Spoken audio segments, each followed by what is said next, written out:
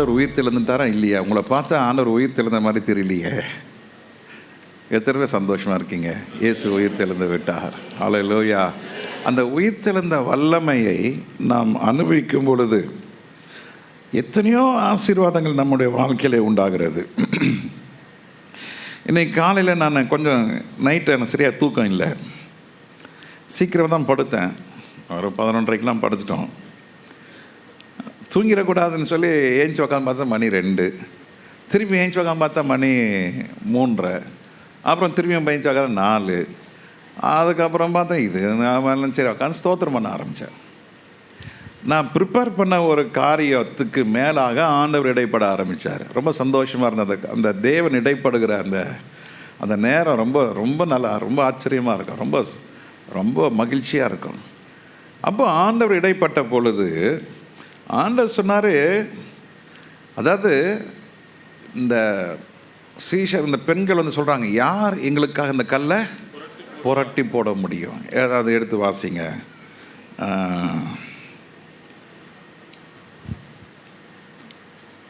லூக்காதின சுவிசேஷம் வாசிங்க. கல்லறை அடைத்திருந்த கல்லை புரட்டி தள்ளப்பட்டிருக்கிறதை கண்டு உள்ளே பிரவேசித்து கர்த்தராகிய இயேசு கிறிஸ்துவின் சரீரத்தை காணாமல் அதை குறித்து மிகுந்த கலக்கமடைந்திருக்கையில் பிரகாசமுள்ள வஸ்திரம் தரித்த 2 பேர் அவர்கள் அருகே நின்றார்கள்.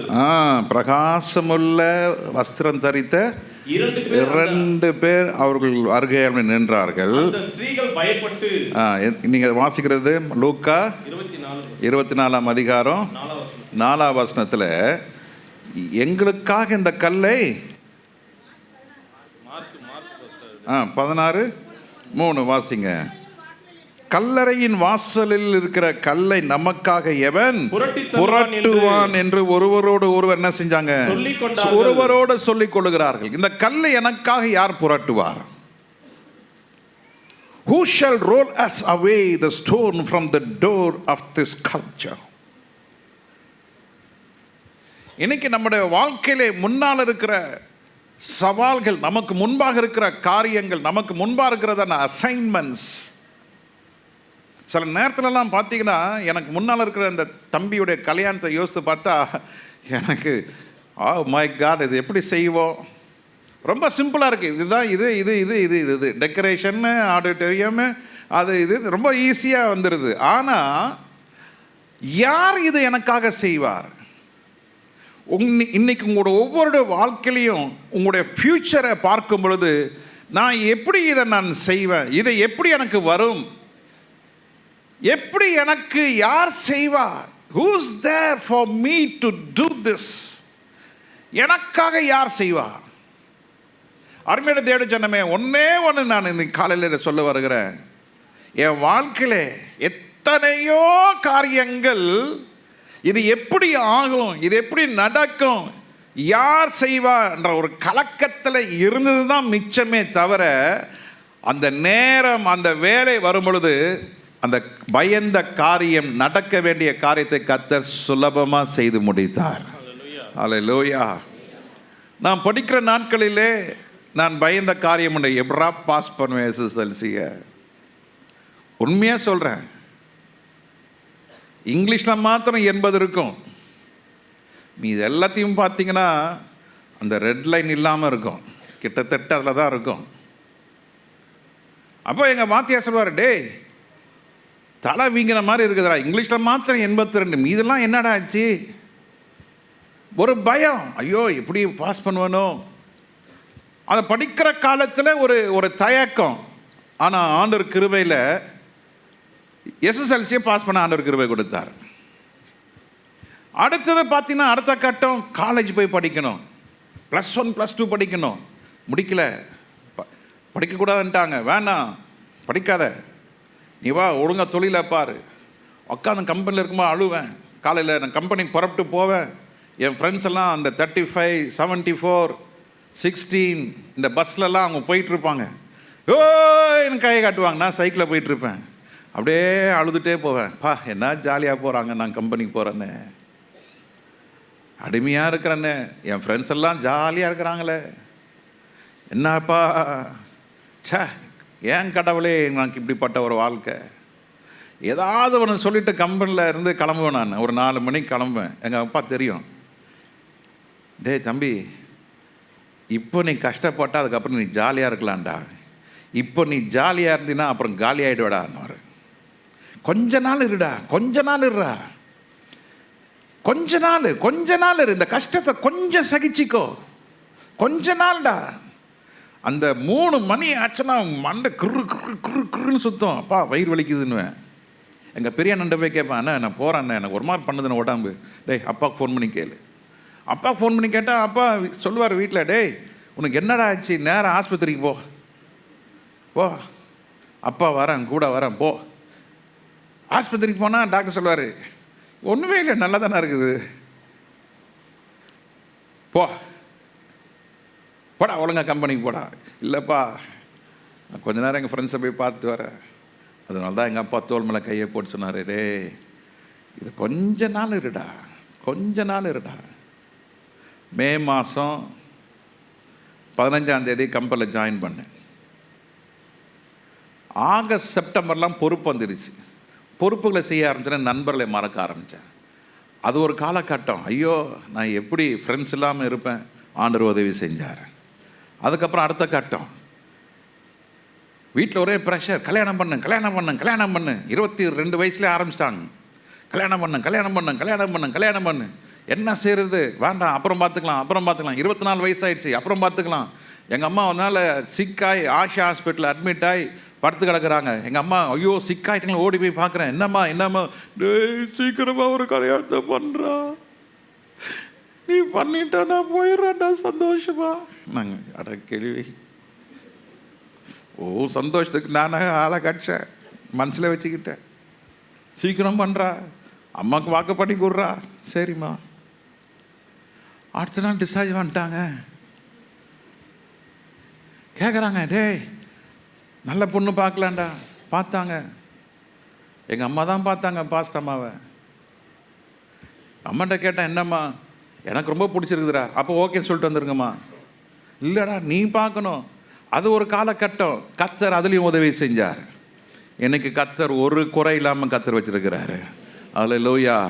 குழந்தை இல்லை, எப்படி ஆகும்? ஐயோ 6 வருஷம் எங்களுக்குள்ளே இருந்த போராட்டம் கொஞ்சம் நெஞ்சம் இல்லை. அம்மா சாக போகிறேன்னுவாங்க, போய் சாவுன்னுவேன். இன்னொரு கல்யாணம் பண்ணிக்கோனாங்க, சரி ஒரு பொண்ணை பார்த்து கொடுன்னுவேன். இதெல்லாம் நடந்தது. அது ஒரு காலகட்டம். பயங்கரமான ஒரு கல். யார் எங்களுக்கு இப்படி ஒரு காரியத்தை செய்வா? யார் குழந்தை கொடுப்பா? முடியல. யாரு எங்களுக்கு பட்ட கடன்ல யார் எங்களுக்கு உதவி செய்வா? எங்களுக்குள்ள இருக்கிற குடும்ப பிரச்சனையில் யார் எங்களுக்கு உதவி செய்வா என்று பல சூழ்நிலையில் இருக்கலாம். ஆனால் ஒன்றும் மறக்காதீங்க, நீங்கள் கர்த்தரோடு இருக்கும் பொழுது, கர்த்தருடைய வார்த்தை நீங்கள் விசுவாசிக்கும் பொழுது, கர்த்தர் தூதர்களையும், சில நேரத்தில் மனிதர்களையும், சில நேரத்தில் சில டாக்டர்ஸ்களையும், சில நேரத்தில் உங்களுக்கு நண்பர்களையும் கர்த்தர் கொடுத்து உங்களுக்கு உதவி செய்ய வல்லவராக இருக்கிறார். அது எப்படியோ கர்த்தர் பார்த்தீங்கன்னா கரெக்டாக செய்வாருங்க. ஹல்லேலூயா. யார் எனக்காக அந்த கல்லை புரட்டுவா? ஆமென். நடந்த காரியம் என்ன? 4ஆம் வசனத்துல வாசிங்க. அந்த கல் மிகவும் பெரியதாக இருந்தது. பெருசு இல்ல, எப்படி இருந்தது? மிகவும் பெரியதாக. அந்த கல் எப்படி இருந்தது? மிகவும் பெரியதாக இருந்தது. மிகவும் பெரியதாக இருந்தது. For it was very great. The dimension of the stone, the size of the stone, it was huge. It was so great. உங்களுக்கு முன்னால் இருக்கிற காரியங்கள், நீங்க வச்சிருக்கிற அந்த கனவு, நீங்க வச்சிருக்கிற அந்த திட்டம் மிகவும் பெரியது. யார் எனக்காக இதை புரட்டி தள்ளுவா? I want to see Jesus. I want to go and honor my Lord. நான் போய் ஆண்டவரை கனப்படுத்த வேண்டும், நான் ஆண்டவரை ஆராதிக்க வேண்டும் நினைக்கிறேன். உள்ள போலான்னு பார்க்கிறேன், அந்த கல்லோ மிகவும் பெரிதா இருக்கிறது. என் வாழ்க்கையில் நிம்மதியாக இருக்கணும்னு விரும்புகிறேன். என் வாழ்க்கையில் ஒரு மாதம் ஒரு நல்ல ஒரு வருமானம் வேண்டும் என்று நினைக்கிறேன். இனி என் வாழ்க்கையில் இந்த கடனே இல்லாமல் இருக்கணும்னு விரும்புகிறேன். என் கடனுடைய காரியத்தை தொகையை பார்த்தா மாதம் உயர்ந்து கொண்டே போகிறது. பிரச்சனைகள் தீரும் என்று பார்த்தால் பிரச்சனைகள் கூடிக்கொண்டே போகிறது. அடிக்கடி நான் ஒரு சகோதரியை, ஒரு குடும்பத்தை பார்த்து சொல்வேன், சிஸ்டர் உங்களுக்கு இருக்கிற பிரச்சனை ரொம்ப பெருசு. ஆனா நீங்க இந்த சூழ்நிலை நீங்க ஆண்டவரை பிடிச்சிருக்கிறீங்க பாருங்க, விட்டாப்படியா பிடிச்சிருக்கீங்க பாருங்க, உங்களை ஆண்டவர் ஒரு நாளும் வெட்கப்படுத்த மாட்டார். அவங்க சொல்ற அந்த பிரச்சனை எல்லாம் பார்த்தீங்கன்னா எனக்கே என்ன ஆண்டவரே ஏன் அமைதியா இருக்கிறீங்க? சர்ச்சுக்கு வராங்க, என்ன சொல்லிட்டு வராங்க? கடைக்கு போறோம். இன்னைக்கு என்ன கதை சொல்லிட்டு வந்திருக்காங்க தெரியல. சரீரத்தில் பாடு, குடும்பத்தில் நெருக்கம், பெரிய கல்லு, இது எப்படா புரண்டு போகும்? என்னைக்கு ஜோசியக்காரன் சொல்ல நல்ல காலம் வந்தது, நல்ல காலம் வந்தது, நல்ல காலம் வந்தது, மாடு ஆமா நல்ல காலம் வந்தது, அவனுக்கு நல்ல காலம் இருக்கிறது, எனக்கு எப்ப நல்ல காலம் வரும்? when shall I have a good days? என்னைக்கு? என் மகளுக்கு இன்னும் கல்யாணம் ஆகலை, என் பையனுக்கு இன்னும் கல்யாணம் ஆகலை, இன்னும் எனக்கு குழந்தை பாக்கியம் இல்லை, இன்னும் என் வாழ்க்கையில் எந்த ஒரு ப்ரொமோஷன்ஸ் இல்லை, எந்த இன்க்ரிமெண்ட் இல்லை, எந்த முன்னேற்றம் இல்லை, இது பெரிய கல்லா இருக்கிறதே. It's a huge stone, it's a great stone, மிக பெரிய கல்லு. ஆனா மறக்காதீங்க, கல்லை பார்த்து கொண்டு நிற்காதீங்க, கல்லுக்கு மேலே ஒருத்தர் இருக்கிறதை பாருங்க. ஹல்லேலூயா. இது பின்னால் இருக்கிற வசனத்தை வாசிப்போம், 5வது வசனத்தை வாசிப்போம். அவர்கள் கல்லறைக்குள் பிரவேசித்து வெள்ளையங்கி தரித்தவனாய் வலது பக்கத்தில் உட்கார்ந்திருந்த ஒரு வாலிபனை கண்டு பயந்தார்கள். ஒரு வாலிபனை கண்டு பயந்தார்கள். இந்த ஒரு வாலிபன் என்ன செய்தான்? இது 4ஆம் வசனத்தில் அந்த கடைசியாய் பார்க்கும் பொழுது அவர்கள் ஏறிட்டு பார்க்கிற பொழுது அது தள்ளப்பட்டிருக்க கண்டார்கள். அவர் தூரத்தில் எதை நினைச்சு வந்தாங்க? பெரிய கல் மூடப்பட்டிருக்கிறதை கண்டார்கள். when you have a vision, உங்களுடைய பார்வை தூரத்தில் இருக்கிற பார்வை அல்ல. கர்த்தராகிய இயேசு கிறிஸ்து உங்களை குறித்து ஒரு திட்டம், உங்களை குறித்த ஒரு நோக்கம், உங்களை குறித்து தானே கர்த்தருடைய வல்லமை, அவருடைய உள்ளங்கையில் கர்த்தர் உங்களை குறித்து வரைந்து வைத்திருக்கிறார். He has engraved about you, about your future. ஏங்க இந்த கைரேகை பார்த்து ஜோசியக்காரன் சொல்றானே, நடக்குதா இல்லையா? நடக்குதா இல்லையா? நான் சொல்றேன் நடக்குது. ஏன் நடக்குது தெரியுமா? உன் நம்பிக்கை அந்த ஜோசியக்காரன் மேல இருக்கிறதுனால. இன்னைக்கு காலை வேளையில் நான் சொல்லுகிறேன், நம்முடைய நம்பிக்கை கர்த்தர் மேல இருக்கும் பொழுது உங்களுடைய விசுவாசத்தை கர்த்தர் ஒரு நாளும் வெட்கப்படுத்த விடவே மாட்டார். He will honor your faith. He will honor your belief. அவர்கள் கிட்ட வந்து பார்க்கிறார்கள், அந்த கல் என்ன செய்யப்பட்டிருக்கிறது? தள்ளப்பட்டிருக்க கண்டார்கள். மத்தேயு எழுதின சுவிசேஷத்தில் வாசிக்கிறோம், அந்த கல்லு மேலே இவர்கள் உட்கார்ந்து இருந்ததாக பார்க்கிறோம். மத்தேயு 28ஆம் அதிகாரத்தில் அப்பொழுது பூமி மிகவும் அதிரும்படி கர்த்தருடைய தூதன் வானத்திலிருந்து இறங்கி வந்து வாசலில் இருந்த கல்லை புரட்டி தள்ளி அதன் மேல் உட்கார்ந்து இருந்தாங்க. இதான் கர்த்தருடைய வல்லமை. ஹல்லேலூயா. இந்த கல்லு மேல யார் உட்கார்ந்து இருக்கிறா? கர்த்தருடைய தூதர்கள் உட்கார்ந்து இருக்கிறாங்கயா. They had taken control over your great stone. இந்த மிக பெரிய கல்லு மேல யார் உட்கார்ந்து இருக்கிறா? தேவனுடைய தூதர்கள் உட்கார்ந்து இருக்கிறாங்க. தேவ ஜனமே, இந்த உயிர் தெழுந்த நாளில், இப்படிப்பட்ட நாளிலே ஆண்டவர் இயேசு கிறிஸ்து உயிர் தெழுந்திருக்கிறார். இந்த உயிர் தெழுந்த நாளிலே உனக்கு இருக்கிற அந்த மிகப்பெரிய கல்லு உன்னுடைய ஆளுகைக்கு இல்லை என்று நீங்கள் ஒத்துக்கொள்ள வேண்டும். It is not under your control. Don't try to control the stones which is a stumbling block in your life. உனக்கு இருக்கிற அந்த தடையை நீ என்ன செய்யாதீங்க? கையாளாதீங்க. Never handle your problems. Never handle your rough situation. உங்களுக்கு வருகிற சூழ்நிலையை ஒரு நாளும் நீங்க கையாளாதீங்க. ஒரு நாளும் நீங்க அதை குறித்து பேசாதீங்க. நீங்கள் ஆண்டவருடைய பாதத்தில் ஒப்புக்கொடுங்க. கர்த்தர் அந்த கல்லை உங்களுக்காக புரட்டி போட்டு அதன் மேல உட்கார்ந்து இருப்பார். அதுதான் கர்த்தருடைய உயிர்த்தெழுந்த வல்லமை. The rhema of today word இந்த உயிர்த்தெழுந்த நாளுடைய முக்கிய கருத்து என்னவென்றால், இந்த மிகப்பெரிய கல் யார் எனக்காக புரட்டுவார் என்று நீ கேட்கும் பொழுது மறக்காதீங்க, கர்த்தர் அந்த கல்லை உனக்காக புரட்டி போட்டு அதன் மேல கர்த்தருடைய தூதர்கள் உட்கார்ந்து இருப்பார்கள். அல்லேலூயா.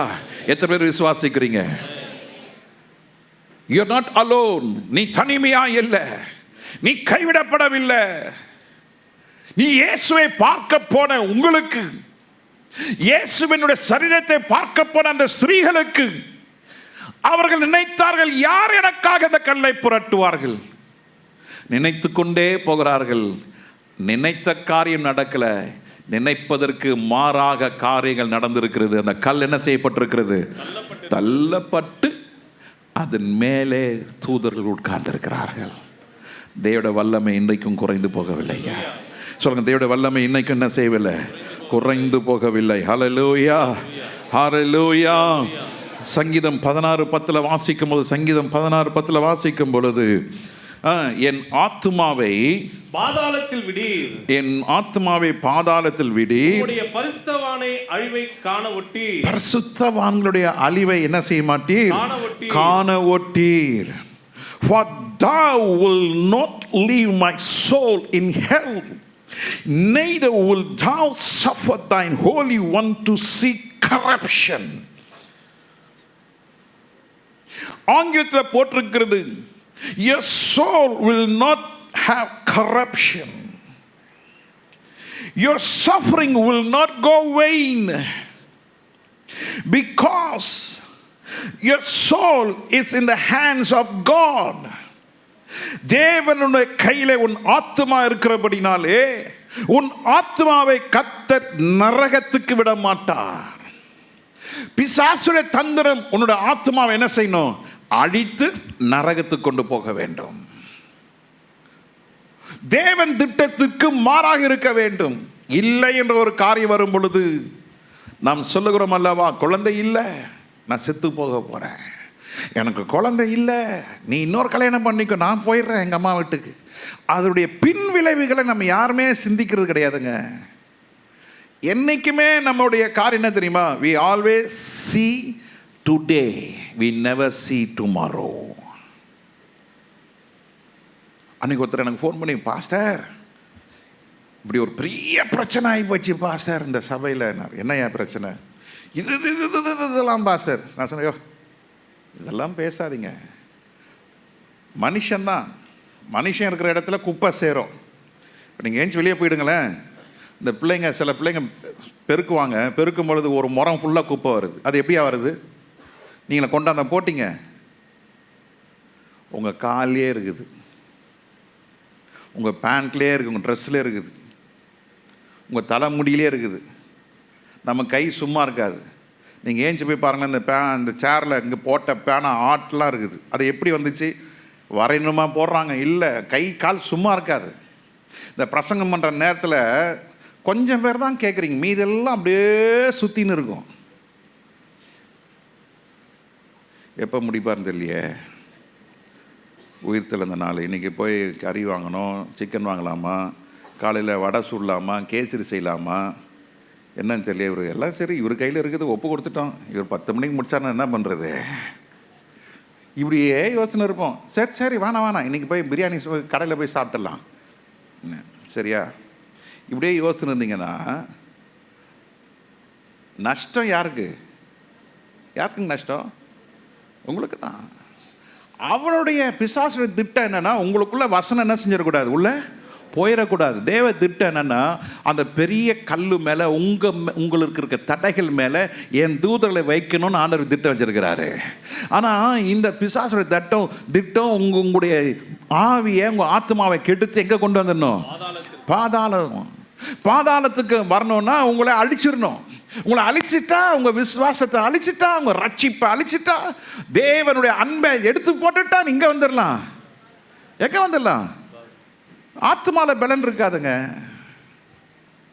நேற்று கூட அன்னைக்கு சொல்லிட்டு இருந்தேன், பாருங்க அன்னைக்கு நைட் சாப்பிட்டுங்கிற என் பல்லு பிடிங்கிட்டு வெளியே வருது. என்னடா நடக்குன்னு பார்த்தா பல்லு. ஐயோ கர்த்தாவே, ஒரு ஸ்டட்டு மாத்திரம் நிற்கிது உள்ள, நல்லா கடிச்சுக்கிட்டேன். நாக்கு ரத்தம் வருதான்னு பார்த்தேன், தாங்க முடியல, அமைதியாக இருந்தேன். நேற்று போய், என்ன சார் இந்த மாதிரி கலந்து வந்துடுச்சு டாக்டர் கேட்குறேன். அது கலந்து வராத, உங்களுக்கு எப்படி வந்துச்சு அது? ஆமாம், அது எனக்கு தான் நடக்கும். அது வேறு யாருக்கும் போகணுமா, காரியத்தை செஞ்சுமா, முடிஞ்சுதா, அடுத்த வேலையை பார்ப்போம், கிடையவே கிடையாது. எங்கே போனாலும் ஒரு கல் இருக்கும், எது செஞ்சாலும் ஒரு கல் இருக்கும், எங்கே போனாலும் ஒரு பெரிய கல் இருக்கும். பெருசோ சின்னதோ ஏதோ ஒன்று இருக்கும். நான் கற்றுக்கொண்ட ஒன்றா தெரியுமா? ஆண்டவரே, நான் இல்லை, நீங்கள் தான். நான் இல்லை, எல்லாமே நீங்கள் தான். இன்னைக்கு காலையில் தான் வந்திருக்கிறேன், மத்தியானம் பிரியாணி தான், ராத்திரி ஒரு ஆப்பிளோ ஒரு தோசையோ சாப்பிட்டு படுத்துட்டு போகிறோம். நாளைக்கு காலையில் பிரியாணியா, நாளைக்கு மத்தியானம் பிரியாணி இல்லைங்க. நமக்கு சாதாரணமாக உங்களை மாதிரி இருந்தால் ஒரு 6 இட்லி காலையில், ஒரு முட்டை. என்ன மாதிரி ஆளுங்களுக்கு காலையில் ஒரு 3 இட்லியோ ஒரு 4 இட்லி இருந்தால் போதும். நம்முடைய தேவைகளை கர்த்தர் சந்திக்கிறவராக இருக்கிறார். நம்முடைய காரியங்களை கர்த்தர் அறிந்திருக்கிறார். பிசாசும் நம்முடைய உற்சாகத்தை அறிந்திருக்கிறான். உங்கள் விசுவாசத்தை அவன் பிசாசு கெடுப்பான். ஆனால் கர்த்தர் சொல்கிறாரு, நான் உயிர்த்தெழுந்த தேவனாக இருக்கிறபடினாலே உன் ஆத்மாவை பாதாளத்துக்கு விட மாட்டேன், உன் ஆத்மாவை கெடுக்க நான் அனுமதிக்க மாட்டேன், உன் ஆத்மா பாதாளத்துக்கு விடுவிப்பேன். அல்லேலூயா. ஒரு அழிவையும் என்ன செய்ய மாட்டேன், ஏன்னா அவர் மரணத்தை ஜெயித்தவர், மரணத்தை ஜெயித்தவர். அல்லேலூயா. சங்கீதக்காரன் கிடைச்ச அந்த வெளிப்பாடு, ஆண்டவரே உம்முடைய பரிசுத்தவானுடைய அழிவை என்ன செய்ய மாட்டீரு, காண ஓட்டீர். அல்லேலூயா. நீங்கள் பரிசுத்தமான்களாய் நீதிமான்களாய் இருக்கிறபடினாலே மரணம் வந்தாலும் ஆண்டவர் இயேசு கிறிஸ்து சொல்றாரு, இந்த அப்பத்தை வாங்கி புசியுங்கள், இது உங்களை உயிர்ப்பிக்கிற அப்பம், நீங்கள் மரித்தாலும் பிழைப்பீர்கள். அல்லேலூயா. இந்த காலை நேரத்தில் ஆண்டவர் உங்களுக்கு ஞாபகப்படுத்துகிறாரு, கடைசி நாளில் நாம் வாழ்ந்து கொண்டிருக்கிறோம். உங்களுக்கு பெரிய பிரச்சனைகள் வரும், பயப்படாதீங்க. ஒரு செகண்டில் ஆண்டவர் அந்த பெரிய கல்லை உருட்டி தள்ளுது போல் உங்கள் வாழ்க்கையில் காரியத்தை எல்லாம் உருட்டி தள்ளுவார். சொல்லுங்கள், எல்லாம் உருட்டி தள்ளுவார். நீங்கள் ஏன் அழுதுனுக்கிறீங்க? தூதர்கள் வந்து சொல்லுவாங்க, ஏன் ஸ்திரீ அழுகிறாய், ஏன் பயப்படுகிறீர்கள், ஏன் பயப்படுறீங்க? வாழணும்னு நினச்சாதாங்க பயம். சொல்லுங்கள், வாழணும்னு நினச்சா ஆண்டவருக்காக வாழுங்க, கர்த்தர் உங்களுக்காக எல்லாத்தையும் செய்து முடிப்பார்.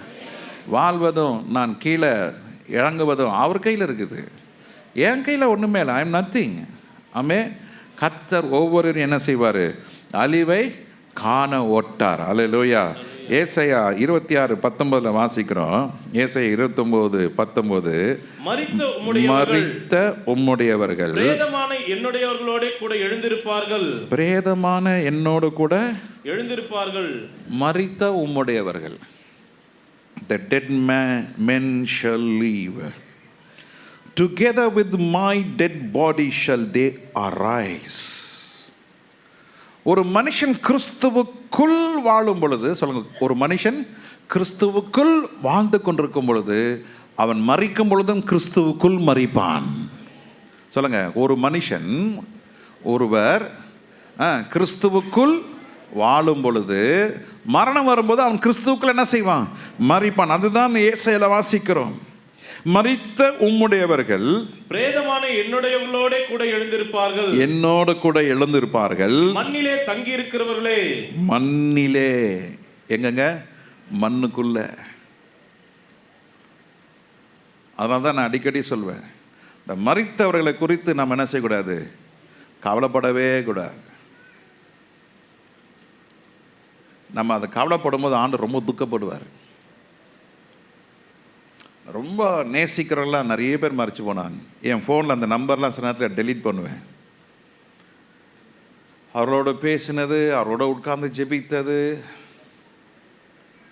அடையாறில் ரொம்ப விருப்பமான ஒரு பாஸ்டர், பிரதர்ஸ்லாம் தெரியும், நல்ல பிரசங்கம் பண்ணுவார். நல்லா நம்ம சபைக்கு வந்தால் ஒரு மேலே உட்காந்து சிரிப்பு, நல்ல சந்தோஷமாக இருப்பார். நல்லா ஊழல் செய்யுங்கய்யா, நம்ம கலக்கம்யா உலகத்தையே, அப்படி இப்படின்னு அவ்வளோ சந்தோஷமாக அவர் பாடிக்கு முன்னால் நின்று பார்க்கும் பொழுது எவ்வளோ ஒரு வேதனை. ஆனால் அவர் ஆண்டவர் சொல்கிறாரு, மண்ணிலே அவர்கள் போய் இருக்கிறாங்க, மண்ணிலே அவர்கள் தங்கி இருக்கிறார்கள். விழித்து கெம்பீரியுங்கள், விழித்து கெம்பீரிப்பார்கள். அல்லேலூயா. மண்ணில் இருக்கிறவர்கள் தேவனுடைய வல்லமை வெளிப்படும் பொழுது, எக்கால சத்தம் கேட்கும் பொழுது அவர்கள் என்ன செய்வாங்களாம்? விழித்து கெம்பீரிப்பார்கள். பனி பூண்டுகளின் மேல் பெய்யும் பனி போல் இருக்கும். மரித்தோரை பூமி புறப்பட பண்ணும். மரித்தோரை இந்த பூமி என்ன செய்யும்? புறப்பட பண்ணும். ஹல்லேலூயா, ஹல்லேலூயா. மரணத்துல கூட கர்த்தர் ஒரு பெரிய ஜெயத்தை வைத்திருக்கிறாருங்க ஐயா. மண்ணு நம்மளை கர்த்தருடைய வல்லமை உடையவர்கள், சொல்லுங்க, கர்த்தருடைய வல்லமை உடையவர்கள் இந்த மண்ணு வச்சிருக்காது, இந்த பூமி என்ன செய்யாது? வச்சிருக்காது. கர்த்தருடைய வல்லமை வந்த உடனே இந்த பூமி என்ன செய்யும்? மனிதர்களை புறப்பட பண்ணும். அல்லேலூயா. இதுதான் பவுல் 1 கொரிந்தியர் 15 23 வசனத்துல பவுல் ஒரு ரகசியத்தை சொல்லிக் கொடுக்கிறாரு. 1 கொரிந்தியர் 15:23 அவர்கள் தங்கள் தங்கள் வரிசையில என்ன செய்வார்கள்? என்ன செய்வாங்க? உயிர்ப்பிக்கப்படுவார்கள். ஒரு ஃப்ராக்ஷன் ஆஃப் த செகண்ட்ல இவ்வளவு நடக்கும்.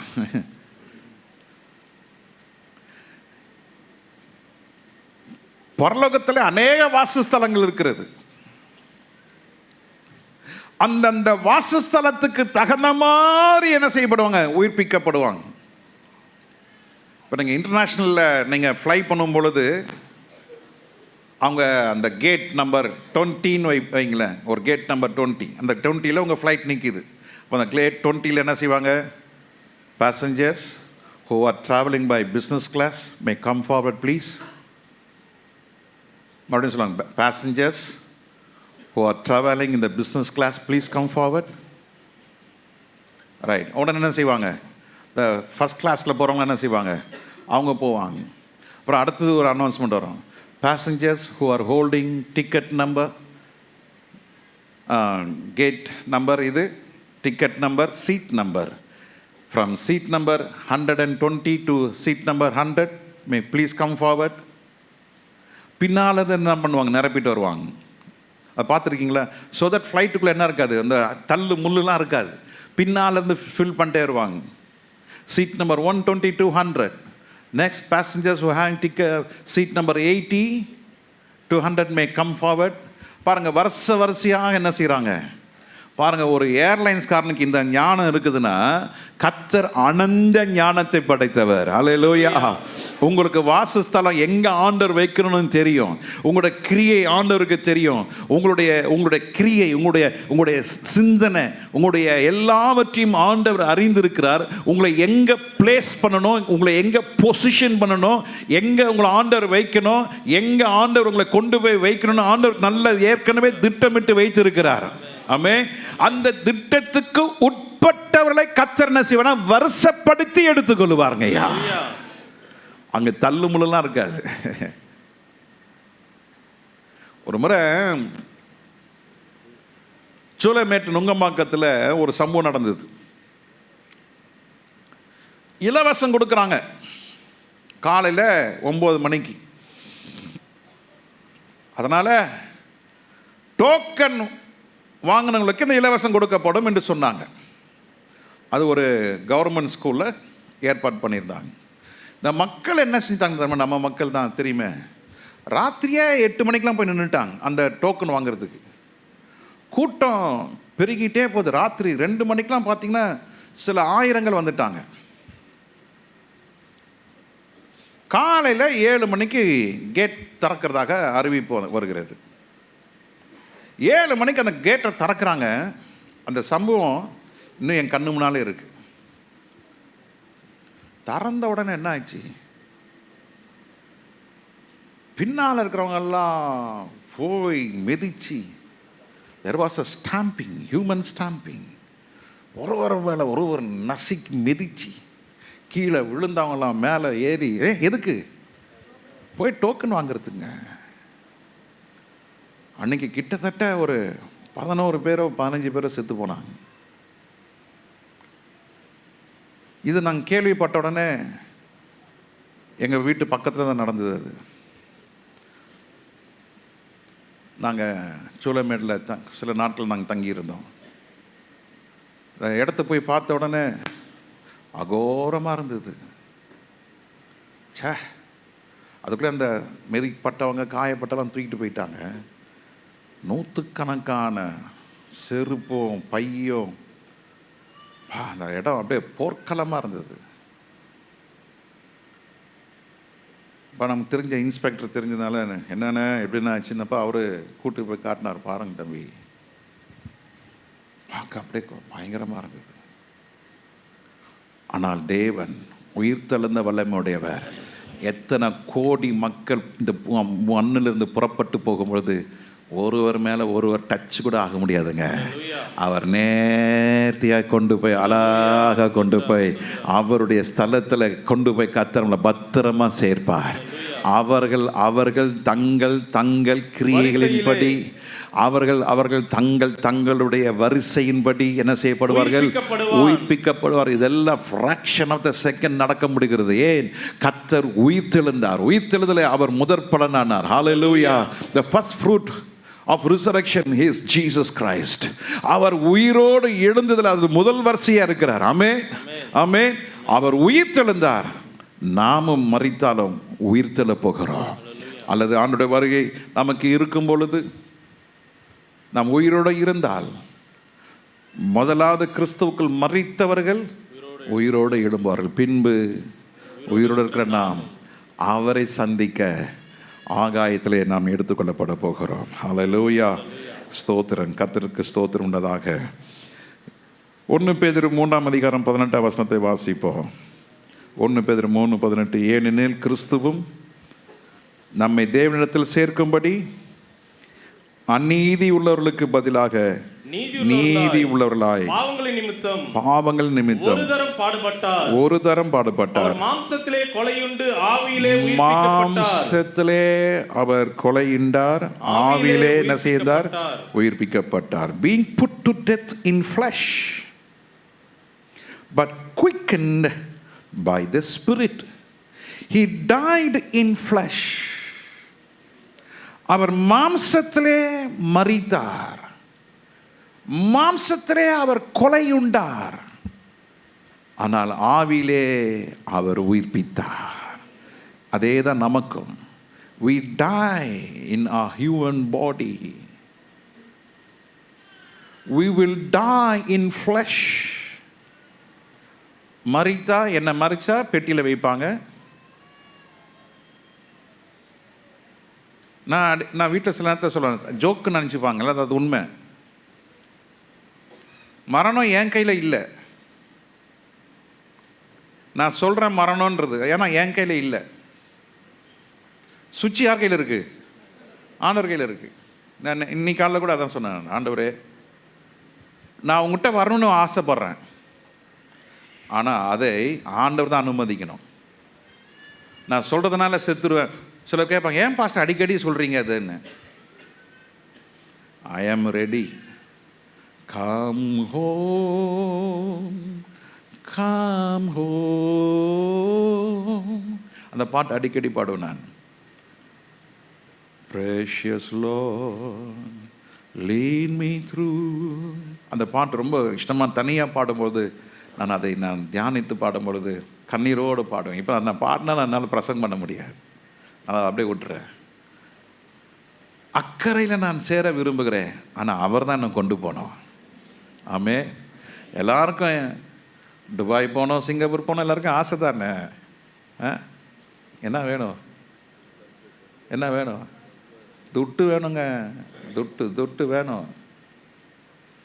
ஃப்ளைட் டிக்கெட்டுக்கே 45,000 ரூபாய் போயிட்டு வரத்துக்கு. அங்கே போய் ஹோட்டலில் இருந்து சாப்பிட்றதுக்கு அதுக்கு ஒரு 1 லட்சம் வேணும். அப்புறம் சட்டை வாங்கணும், கை வாங்கணும், பை வாங்கணும்லாம் அதுக்கு தனியாக காசு வேணும். ஆக மொத்தம் ஒரு ஆளுக்கு எவ்வளோ வேணும்? 1.5 லட்சம் வேணும். 2 பேர் போனால் 3 லட்சம் வேணும். அது என்றைக்கு வருதோ அன்றைக்கி தான் அது வரைக்கும் நம்ம என்ன செஞ்சுருக்கணும்? காசு. ஆனால் ஆண்டவர்கிட்ட பாசு. சொல்லுங்கள், பாசு இருந்தால் தான் என்ன செய்ய முடியும்? உள்ளே போக முடியும். நீங்கள் என்ன தான் ஆண்டவரே நான் உயிரோடு வாழணும்னு நினச்சாலும் மரணமோ உயிர்த்தெழுதும் யார் கையில் இருக்குது? கர்த்தர் கையில் இருக்குது. சொல்லுங்கள், உங்கள் மரணம், என் மரணம், என்னுடைய பரிசுத்தம், என்னுடைய ரட்சிப்பு எல்லாம் யார் கையில் இருக்குது? கர்த்தர் கையில் இருக்கிறது. நாம் விரும்பின காரியத்தை கொடுக்கறது யார் தான்? ஒருவன் கர்த்தர் ஆசீர்வதித்தாதான் ஆசீர்வாதம். நீங்கள் தலை கீழே நில்லுங்க, தலை கீழே நில்லுங்க. பயங்கர அறிவு, சாமர்த்தியம், சாதுரியம், இதெல்லாம் பெரிய பெரிய பைலான்லாம் பார்த்துட்டாங்க. அம்பானிக்கு முன்னாலே நான் எல்லாத்தையும் பார்த்துட்டேன். பிச்சைக்காரனாக தான் இருந்தால் செத்து போனதான் நான் நிறைய பார்த்துருக்குறேன். ஒன்றும் இல்லாமல் செத்து போனாங்க. எங்கள் சூப்பர்வைசர் அன்றைக்கி மனாஸ்டர் சொன்னாப்புல, ஏய் ஃபாதர் மாத்திரம் இந்த இந்த காம்ப்ளெக்ஸில் இருந்தார்னா என்னையா டாட்டா பிர்லா அம்பானிலாம் சொன்னாரா இல்லையாப்பா மனாசு? பெருமைக்காக சொல்லுவார்லாங்க. அப்படி போகக்கூடாதுன்னு சொல்லி தான் ஆண்டவர் இப்படி வச்சிருக்கிறாரு. அப்படி போயிருந்தால் நான் எனக்கு பரலோகத்தை இழந்திருப்பேன். பரலோகத்துக்கு ஆண்டவர் என்னை வச்சிருக்கிறாரு, உங்களையும் ஆண்டவர் வச்சிருக்கிறாரு. நீங்கள் எதற்கும் பயப்படாதீங்க. கர்த்தர் உங்களை உயிர் தெழுந்த வல்லமை கர்த்தர் வச்சிருக்கிறாரு. மாம்சத்தில் மறித்தாலும், சொல்லுங்கள், மாம்சத்தில் மறித்தாலும் உங்களை பெட்டியில் வச்சு 2 ஆணி வச்சு உள்ள இறக்க விடுவாங்களா? என்ன சொல்லுவாங்க? ஓ நல்லா அடிப்பா. பாஸ்டர் உள்ளே இருந்தாலும், அம்மா இருந்தாலும், அப்பா இருந்தாலும் நான் என்ன சொல்லுவேன்? யோ எத்தனை ஆணி அடிச்சிருக்கிற? 4 போடு, இன்னொரு 4 போடு. ஆமாம், அட்டி நல்லா ஆணியை அட்டி இறக்கு பெட்டியை கீழே. நான் பெட்டி எடுத்துன்னு போய் ஷோகேஸில் வைக்க முடியும்? இல்லை, மாம்சத்தில் இறந்துட்டோம். நாரம், மாம்சத்தின் விளைவு நாற்றம், மாம்சத்துடைய விளைவு புழு. இந்த சரீரத்தில் புழு புழுக்கும். நான் ஏற்கனவே சொல்லியிருக்கிறேன். ஒரு தம்பி கோடம்பாக்கத்தில் ஒருத்தன் பாஸ்டர் ரொம்ப நேசிப்பார் அந்த அந்த குடும்பத்தை. 3 ஆம்பளை பிள்ளைங்க. பிரதர் பால்ராஜங்க பெட்ரோல் பங்க்கு போய் கொள்ளை அடிச்சாங்க. பேப்பரில் வந்துடுச்சு.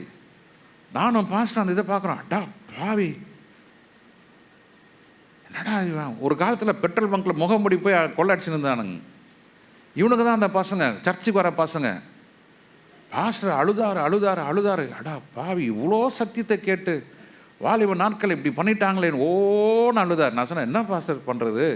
ஜெபம் பண்ணுவோம் பாஸ்டர். அந்த அவனை வர சொல்லு, நான் அடிக்கிறேன். போலீஸ்காரன் அடிக்காத அடியை நான் அடிக்கிறேன், நான் பிடிச்சி கொடுத்துட போகிறேன் போலீஸ்க்கு. இவன்னு அவருக்கு பயங்கர டென்ஷன் ஆகிட்டார். பாஸ்டர் இருங்க பாஸ்டர். 2 மாதம் ஆச்சு, பிடிச்சிட்டாங்க, போலீஸ்காரங்க பிடிச்சிட்டாங்க. பிடிச்சி நம்ம சர்ச்சுக்கு ஒரு ஏசி வந்தார். அவருக்கு ஃபோன் பண்ணி பாஸ்டர் சொல்கிறார், அவனை உயிரோட வெளியே வராதுங்க, அடிச்சு கொண்டுடுங்க, உள்ளே வச்சு வேணாம், அடிச்சு கொண்டுடுங்க. ஏதோ ஆத்திரத்தில் சொல்கிறாரு. ஒரு வருஷம் கழித்து அவன் வெளியே ஜாமீனில் வந்துட்டாங்க. நம்ம ஊரில் தான் தானே, ஜாமீனில் வெளியே வந்தாச்சு. பாஸ்டர் சொன்னார், ஏண்டா இனிமே மூஞ்சலி முழிக்காது, போடா, நீ பார், நீ எப்படி சாவ போகிற பார், போ. சொல்லி 1 மாதம் ஆகலைங்க, செத்தாங்க. அவன் ஒரே மாதத்தில் ஃப்ரெண்ட்ஸ் எல்லாம் சேர்ந்து அவங்க எஸ்கர்ஷன் போயிட்டு, ட்ரிப்புக்கு போயிட்டு, மதுராந்தகம் தாண்டி அந்த பிரிட்ஜில் ஏறுறாங்க. ராத்திரி நேரத்தில் ஒரு லாரி பிரேக் டவுன் ஆகி பெரிய ராடு நீட்டிகிட்டு இருந்துருக்கு. லாரி டிரைவர் அந்த ராடை பார்க்கல. அந்த வேன் டிரைவர் என்ன பண்ணிட்டான், நேராக கொண்டு போய் அந்த லாரி கிட்ட போய் விட்டான். முன்னால் உட்காந்துருந்தான் இந்த பையன், நெஞ்சில் உள்ள குத்தி வெளியே வந்துருச்சு ராடு. மை காட், எல்லாம் ஓடிட்டாங்க. இது ராத்திரி நடக்கும்போது 2-2:30 மணி இருக்கும். இந்த டைமில் நடந்திருக்கு. காலையில் அவன் பாடி ரிகவர் பண்ணும்போது 7 மணி காலையில் கண்டு அந்த பாடியை எடுத்து அப்புறம் போஸ்ட்மார்ட்டம் பண்ணி அதை செஞ்சு எல்லாம் பண்ணி அடுத்த நாள் சாயங்காலம் தான் பாடி வந்தது. அந்த அப்பா ஓன்னு அழுதார். ஏன்னா கோடம்பாக்கத்துடைய முதல் விசுவாசி அவர். ஐயா உள்ள வேணாயா, நான் சும்மா வாசலை வச்சு எடுத்துன்னு போயிடறேன் ஐயா. போயா, உள்ளே வளர்த்து வச்சுருக்கான் பாரு. பாஸ்டர் கோவம் வந்துருச்சுன்னா அவ்வளோதான், போயா. அவர் பாவம் வயசானவர் என்கிட்ட தான் அழுதார். நான் சொன்னேன், அண்ணே பாஸ்டர் சொல்கிறதா நாங்கள் செய்ய முடியும், பாஸ்டர் மீறி நாங்கள் ஒரு காரியத்தை கூட செய்ய முடியாது. பாஸ்டர் சபிச்சிட்டாருன்னா அதுக்கப்புறம்ண்ணே வேணாண்ணே ஓன்னு அழுதார். அப்புறம் அடுத்த நாள் தாங்க பாடி சர்ச்சுக்கு கொண்டு வந்தாங்க. பாஸ்டர் சொன்னா, சரி அவனை அப்படியே வெளியே வச்சு ஜெபம் பண்ணி அனுப்பிச்சிருங்க. நான் ஜெபம் பண்ணி முடிச்சுட்டு கண்ணை திறந்து பாடி கிட்ட போய் பார்க்குறேன், புழுங்க, பாடி எல்லாம் புழு மேய்ஞ்சினுக்குது. 3ஆவது நாள். மாம்சத்தின்படி செத்தா, சொல்லுங்கள், மாம்சத்தின்படி சாகிறவர்களுக்கு இப்படிப்பட்ட நாத்தமும் புழுவும் வரும். யாராக இருந்தாலும் வரும். ஒரு ரொம்ப பரிசுத்தவான், அதனால் புழுவே வராது. இது ரொம்ப ஜெபிக்கிறோம், அம்மா, நாத்தமே வராது. அப்படியே இருக்குது பைபிளில். மாம்சத்தின்படி மரிப்பார்கள், ஆனால் ஆவின்படி என்ன செய்வாங்க? உயிர்ப்பிக்கப்படுவார்கள். நீ மாம்சத்தில் உனக்கு பல வேதனை இருக்கலாம், இந்த சரீரத்தில் பல வியாதிகள் இருக்கலாம், இந்த சரீரத்தினால நீ அனுபவிக்கிற துன்பங்கள் கொஞ்சம் நெஞ்சம் இல்லை. பயப்படாதீங்க. கர்த்தருடைய உயிர்த்தெழுந்த வல்லமை கர்த்தர் உங்களுக்குள்ளே வச்சிருக்கிறாரு. இந்த சரீரம் நாற்றம் எடுத்தாலோ, இந்த சரீரம் அடக்கம் பண்ணுவதற்கு ஆளே இல்லாமல் இருந்தாலும் பயப்படாதீங்க. கர்த்தருடைய வல்லமை உண்டாகும் பொழுது அந்த மண் என்ன செய்யும்? தங்களை ஒப்பு கொடுக்கும். கர்த்தர் ஒவ்வொருவரும் உயிரோடு எழுப்ப பண்ணுவார். ஹல்லேலூயா. 1 கொரிந்தியர் 9:25 வாசிக்கிறோம். 1 கொரிந்தியர் 9:25 நாமோ பந்தயத்திற்கு போராடுகிற யாவரும் எல்லாவற்றிலையும் இச்சை அடக்கமாய் இருப்பார்கள். ஆமா, உயிர்த்தெழுக போற நீங்க இச்சை அடக்கம் உள்ளவர்களாக இருங்க. சொல்லுங்க, எப்படி இருக்கணும்? உயிர்த்தெழுகிற நாம் எப்படி இருக்க வேண்டும்? எல்லாவற்றிலும் இச்சை அடக்கமாய் இருப்பார்கள். இச்சை அடக்கம் உள்ளவர்களாக இருப்பார்கள். ஹல்லேலூயா. ஏன் இச்சை அடக்கம் உள்ளவர்களாக இருக்க வேண்டும்? அவர்கள் அழிவுள்ள கிரீடத்தை பெறும்படிக்கு அப்படி செய்கிறார்கள். நாமோ அழிவில்லாத கிரீடத்தை பெறும்படிக்கு அப்படி செய்கிறோம். ஹல்லேலூயா. ஹல்லேலூயா. நாம் பெற போகிற கிரீடம் என்னது? அழிவே இல்லாத கிரீடம். அழிவில்லாத கிரீடத்தை பெறுகிற நாம் எப்படி இருக்க வேண்டும்? சொல்லுங்க, எல்லாம் சொல்லுங்க. இந்த ஈஸ்டர் அன்னைக்கு ஒரு தீர்மானம் எடுங்க. என் வாழ்க்கையில் என்ன செய்ய வேண்டும்? இச்சை அடக்கம். அப்படின்னு என்ன அர்த்தம்? கண்ட ஃபோனை வாங்குறது, கண்ட ட்ரெஸ்ஸை வாங்குறது, பார்த்ததெல்லாம் வாங்குறது. எவனோ ஒருத்தன் சினிமாக்காரி ஒன்று போட்டான்னா அதே மாதிரி போட்டுக்கிறது. எவனோ ஒருத்தன் தலையை இப்படி புஷ்ஷுன்னு வச்சுக்கிறாங்க, அணுகுண்டு மாதிரி, அது உணவு வச்சுக்கிறது. எவனோ ஒருத்தன் பேண்ட்டை பிச்சைக்காரன் மாதிரி கீழ்ச்சி விட்டான்னு வைங்க, அதுவும் அதை ஒன்றும் போட்டுக்கிறது. அதுக்கு பேர் தான் இச்சை அடக்கம். ஒழுங்காக பேண்ட்டை போடு, ஒழுங்காக ட்ரெஸ் பண்ணு. கண்ட காரியத்தை தூக்கி தலையில் வச்சுக்காத. கண்ட காரியத்தை எடுத்து அவன் ஃபோனை வாங்கினா நீ உனக்கு எதுக்கு ஃபோன் வேணும் நான் கேட்குறேன்? பேசுறதுக்கு ஃபோன் வேணும் இல்லை? வந்தால் ஃபோன் எடுக்கணும், வாட்ஸ்அப் அனுப்பணும், வேற எதுக்கு? எல்லாம் மாயே தாங்க. ஃபோன் வாங்கினாலும் இச்சை அடக்கமாக இருக்கணும், வாட்ச் வாங்கினாலும் இச்சை அடக்கமாக இருக்கணும், ட்ரெஸ்ஸு பண்ணாலும் இச்சை அடக்கமாக. சொல்லுங்கள், என்ன இருக்கணும்? இச்சை அடக்கம். ஓசியில் பிரியாணி போடுறாங்கன்னு மூக்கு பிடிக்க சாப்பிட்னா அப்புறம் அத்தனை வாந்தி எடுத்துன்னு வரக்கூடாது. ஆமாம், சும்மா கொடுக்குறாங்கன்னு சொல்லி எல்லாம் குடிச்சு போட்டு அப்புறம் சாவனாப்பும் கொக்கோ கோலாவும் அப்புறம் வீட்டுக்கு வந்துட்டு ஜெலிசலும் டைஜீனியும் குடிச்சு பார்க்க பேன்னு ஏப்பம் இருக்கக்கூடாது. உனக்கு என்ன கரெக்டாக சாப்பிடு. உன் கெப்பாசிட்டி 3 இட்லி கறி குழம்பு வச்சுன்னுக்குறாங்க. சொல்லு, ஆண்டவரே உனக்கு ஸ்தோத்திரம், கறி குழம்பு புறா ஒருபடி ஒரு 8 இட்லி சாப்பிட்றான். சரி, 8 இட்லி சாப்பிட்டாச்சு, இன்னும் 2 போட்டால் 10. சரி, 10 கணக்கு முடிச்சிடலாம். 10 ஆயிடுச்சு. மனசாச்சு சொல்லும், என்ன 10, இன்னும் 2 போட்டால் 1 டசன் 12. தான் கறி குழம்பு இருக்குல்ல, போதும் போத்து. இது பேர் தான் என்னது? இச்சை அடக்கம்.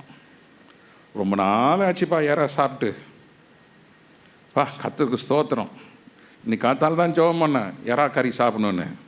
யாரா வாங்க கற்று ஆண்டவர் கொடுத்துக்கிறாரு. சட்டியே காலி பண்ணிட்டு போடாத. புரியுதா? கர்த்தர் கொடுத்தாருன்னு சொல்லி அடுத்த ஆளுக்கு இருக்கிறத கூட சில ஆளுங்க பார்க்க மாட்டாங்க. கையை உள்ள விட்டு தேய்ச்சி எடுத்துருவாங்க. பாத்திரத்தை கழுவ தேவையில்லை, அங்கே தான் உனக்கு இச்சை அடக்கம் வேணும். புரியுதா? சில நேரத்தில் என்னை கடைக்கு கூட்டின்னு போய் பாஸ்டர் இருந்ததில்ல ட்ரெஸ் ஏதாவது எடுத்துங்க. நான் சொல்லுவேன், இங்கெல்லாம் மீட்ரு 1600 ரூபா 1800 எனக்கு சஃபாரி தைக்கணுன்னா 4 மீட்ரு வேணும். 4 மீட்ரு 8000 ரூபா ஆயிடுச்சு. நான் ஒரு கடை வச்சுன்னுக்கிறேன். ஒரு சூட்டு துணியே 1500 தான். எங்கப்பா மனசு? 1500 1600 தான். நம்ம வெக்க இல்லாமல் சொல்கிறேன், அவ்வளோதான். தையல் கூலி ஒரு 4000 கதை முடிஞ்சு போச்சு. என் கல்யாணத்தை நான் அப்படி தான் எடுத்துக்கிறேன். நான் வேஷ்டி கட்ட போகிறானா இல்லை சூட்டு போட போகிறான்னு தெரியாது. மாகிட்ட சொன்னேன், நான் going to come with veshti man. Daddy, அப்பா please daddy don't come with I saw Joel's வெட்டிங்ப்பா, டோன்ட் கம் வித் வேஸ்டிப்பான்னு தெரியாது. எனக்கு என்ன கட்டின்னு வர போகிறான்னு. இவனுக்கு எது குத்துங்களா, அப்பா வந்தால் போதும், அப்பா வரலாட்ட வர போதும், மேகி வந்தால் போதுன்னு அவன். அப்பா எதுக்கு, அப்பா வீட்டில் இருக்க சொல்லுங்க சொன்னாலும் சொல்லிடுவான் அவன். அவனுக்கு அப்பா அம்மா கற்றுக்கு கவலையே கிடையாது. அப்படி தானே? கவலை இருக்குது. இருக்குதான். சரி, எங்கே போனாலும் இச்சையை அடக்க உள்ளலாம் இருங்க. சொல்லுங்கள் எப்படி? ஆமாம், ஓசியாக கொடுக்குறாங்கன்னு சொல்லி இருக்கிறதுல பெஸ்ட்டு தூக்கின்னு வந்துடாதீங்க. இந்த பிளெயினில் போனீங்கன்னா பார்த்தீங்கன்னா அவன் வச்சுன்னு இருப்பான் அந்த காலத்தில் விசிறி, டிஷ்யூ பேப்பரு எல்லாம் வச்சுன்னு இருப்பாங்க. நம்ம ஆளுங்க நம்ம பண்ணுறது, உள்ள பிளெயின் ஏரியா உட்காந்து எல்லாத்தையும் எடுத்து பையில் போட்டுக்கிறது. கொண்டாந்து வீட்டில் இருந்த பிள்ளைங்க தான் வந்தால் கொடு, இந்தா. ஐயோ ஐயோ, ஓசியில் கிடைக்குதுன்னு சொல்லி சில ஆளுங்க ஹோட்டல் போவாங்க.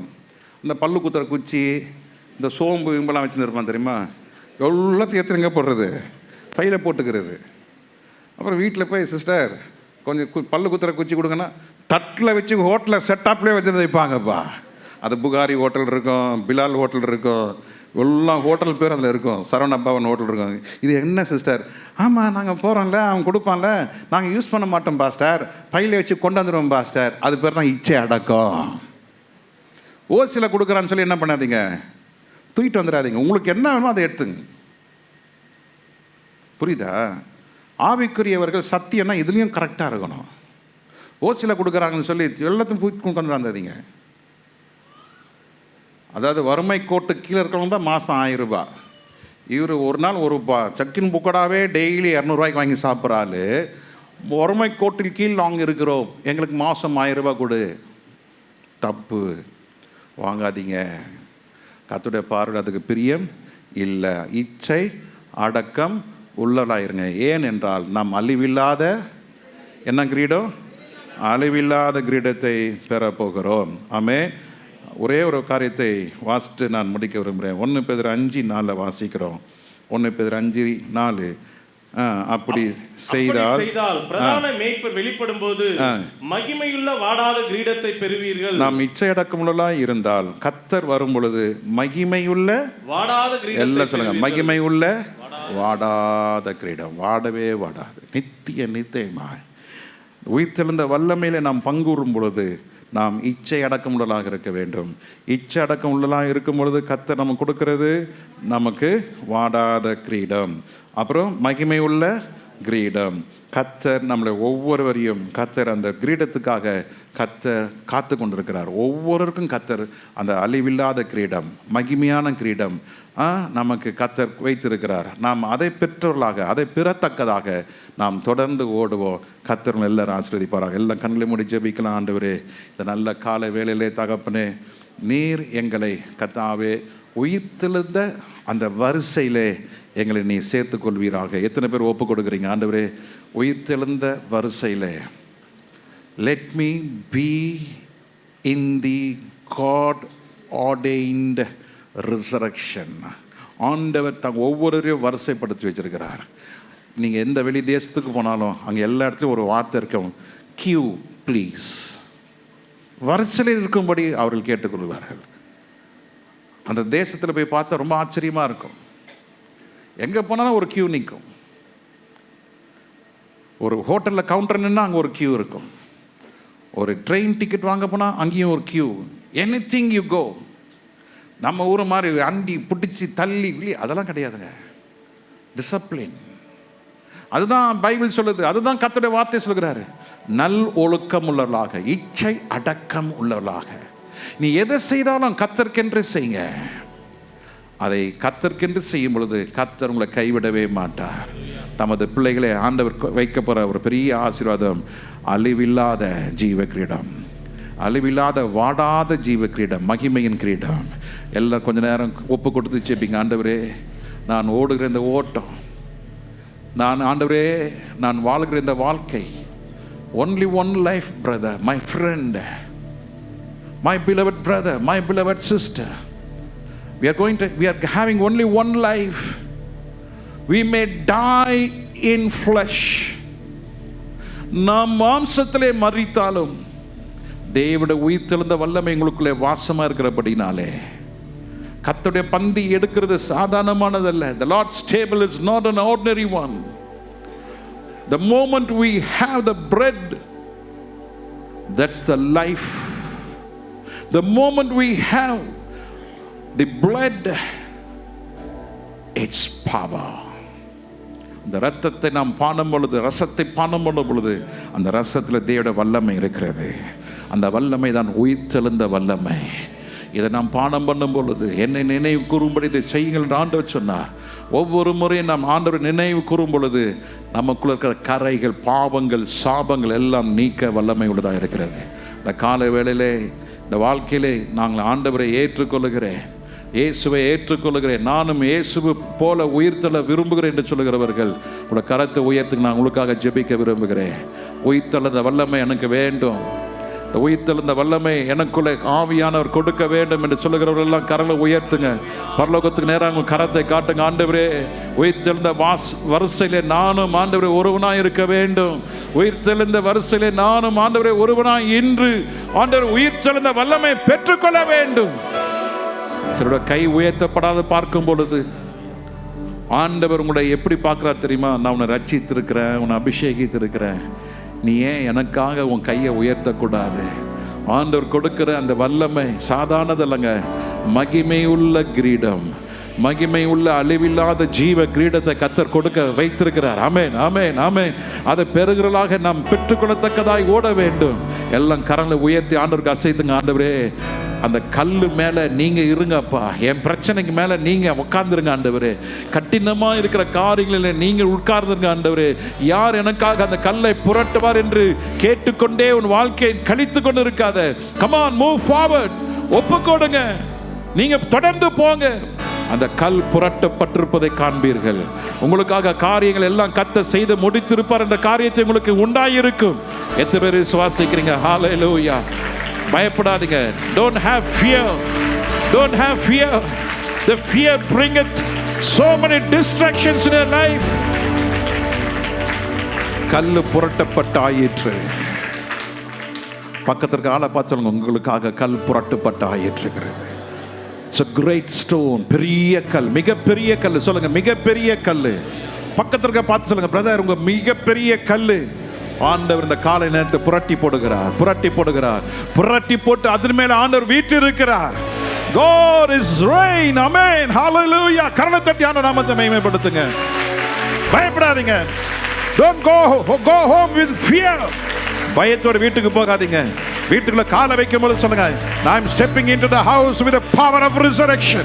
நான் வீட்டுக்குள்ள என் காலை வைக்கும் பொழுது உயிர்த்தெழுந்த வல்லமையுடைய காலை வைக்கிறேன்னு சொல்லு. காலை வைங்க. ஆமென், ஆமென், ஆமென், ஆமென், ஆமென், ஆமென், ஆமென், ஆமென், ஆமென், ஆமென். Oh glory, hallelujah. எல்லாம் எழுப்பி நிற்போம். கர்த்தர் சர்வ வல்லமுள்ள தேவன். நீங்க வீட்டுக்கு போகும் பொழுது நீங்க ஸ்தோத்திரம் பண்ணிட்டு வீட்டில் போய் சொல்லுங்க, என் வீட்டை கதவை திறக்கும் பொழுது சொல்லுங்க, உயிர்த்தெழுந்த வல்லமையோடு என் வீட்டின் கதவை திறக்கிறேன். சொல்லுங்க, இயேசுவின் நாமத்தினாலே வீட்டுக்குள்ள காலை வைக்கும் பொழுது உயிர்த்தெழுந்த வல்லமையோடு நான் காலை எடுத்து வைக்கிறேன். ஆமென். பாப்பா பார்த்துப்பா, வலது காலை எடுத்து உள்ள வைப்பா. அது மாம்சத்தின்படி, ஆவியின்படி சொல்லுங்க, உயிர்த்தெழுந்த வல்லமையை நான் சுமந்து கொண்டு இருக்கிறேன்.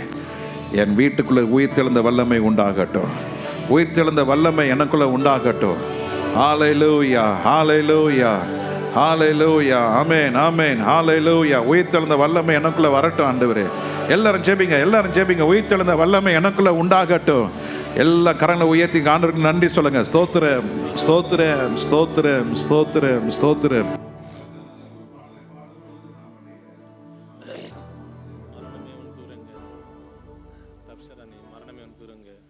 மரணமே உன் தூரங்க.